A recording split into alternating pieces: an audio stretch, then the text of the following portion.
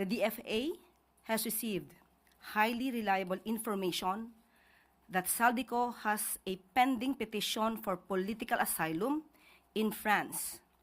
He has been requested to be transferred to and is now under the jurisdiction of French authorities. Yan ang anunsyo ngayong hapon na Malacanang matapos kumpirmahin ng Justice Department na wala na sa Czech Republic ang puganting dating kongresista na si Saldico. Ang asylum ay proteksyon ginagawa ng isang bansa sa isang dayuhan na nakararanas ng persekusyon dahil sa lahi, relihiyon o political opinion. Political persecution daw ang ginamit na basehan ni Ko sa kanyang asylum petition ayon sa Malacanang, bagay na agad nilang pinabulaanan.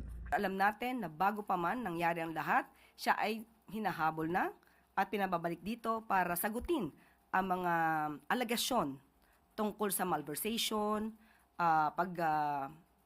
pagnakaw di umano ng pondo ng bayan. So wala pong masasabing political persecution dito. Maliwanag po yan. Habang may asylum petition, malaya si Ko na gumalaw hindi lang sa bansang France, kundi mag-isa ibang mga bansa sa Schengen area sa Europa. Ipinatawag ng Pangulo ang mga ambassador ng France sa Czech Republic para pag-usapan ang kaso ni Saldico. Magaganap ang pulong sa Malacanang bukas ng hapon. Para mapag-usapan kung anong pagkukulang, kung anong dapat na ginawa at ano yung dapat na maaari pang gawin para maibalik si Saldico dito sa ating bansa. Ang Pangulo dismayado raw sa naging takbo ng mga pangyayari sa paghahabol kay Saldico. Sinabi niya na disappointed siya dahil malapit na sana natin na pauwi si Saldico. Ayon sa Pangulo ay wala siya nakikitang dapat sisihin dahil lahat po ng opisyal na na-involved dito para po alamin kung ano ang nangyari at anong kondisyon at that time ni Saldico ay nagtrabaho po na maayos. Pero si Senador Ping Lacson, sinabing wala raw ibang maaaring sisihin kundi ang gobyerno sa nasayang na oportunidad.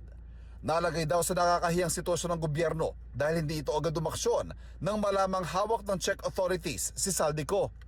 Sabi naman ni Akbayan Party List Representative Chel Jokno, dapat magpaliwanag ang pamahalaan sa tinawag niyang isang malaking kapalpakan. Si Senador Amy Marcos naman halakhak ang nagreaksyon sa balitang nalusutan ni Ko ang gobyerno. Pero si Interior and Local Government Secretary John Vic Remulla inaming nagkamali sa pahayag na mapapauwi si Ko sa loob ng 3 linggo. Nagkamali raw siyang isipin na pareho magiging proseso ng pagpaparepatriate ng Pilipinas at ng Czech Republic. Ivan Mayrina, Nakatutok, 24 Oras.